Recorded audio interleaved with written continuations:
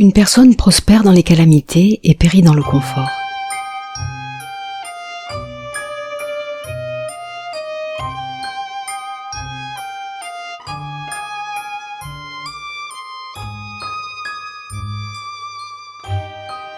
En 300 avant Jésus-Christ, le philosophe chinois Mencius enseignait que l'on prospère dans les calamités et les difficultés, mais que l'on périt quand on vit dans la facilité et le confort.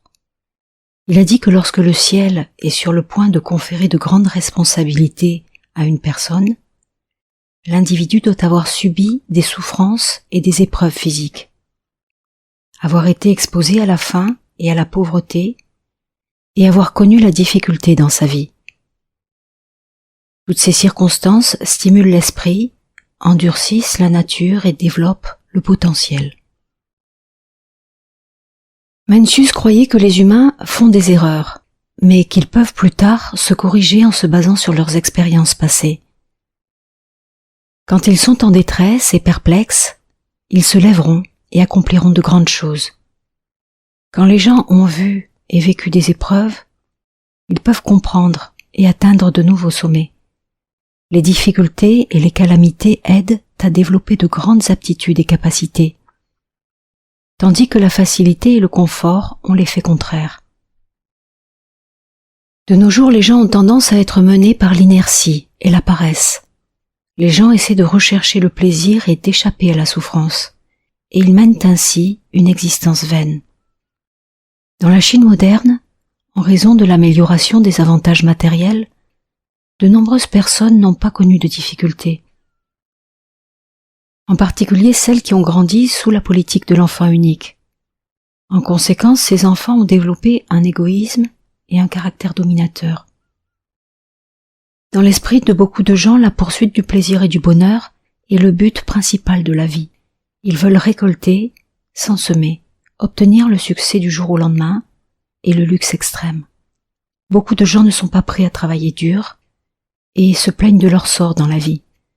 Ils éprouvent du ressentiment chaque fois qu'ils rencontrent des difficultés, refusent d'exceller au travail et ont le sentiment d'avoir été exploités par les autres. Mencius soutiendrait que les difficultés ne sont pas une mauvaise chose. Elles permettent de développer une volonté forte, de fortifier l'esprit et d'aider à réussir. En fait, la plupart des choses qui sont bonnes pour les gens sont souvent les moins confortables.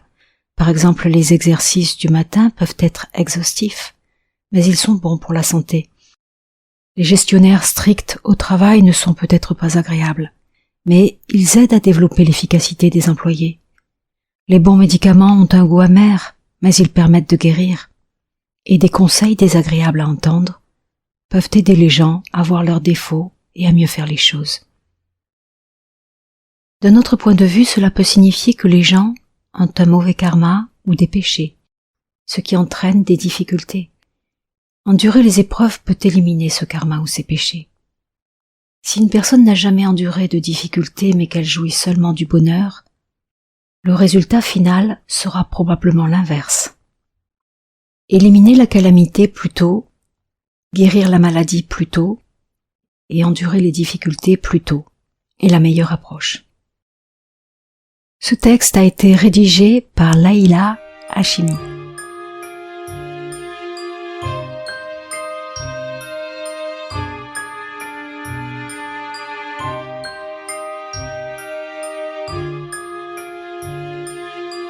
Merci d'avoir écouté ce podcast.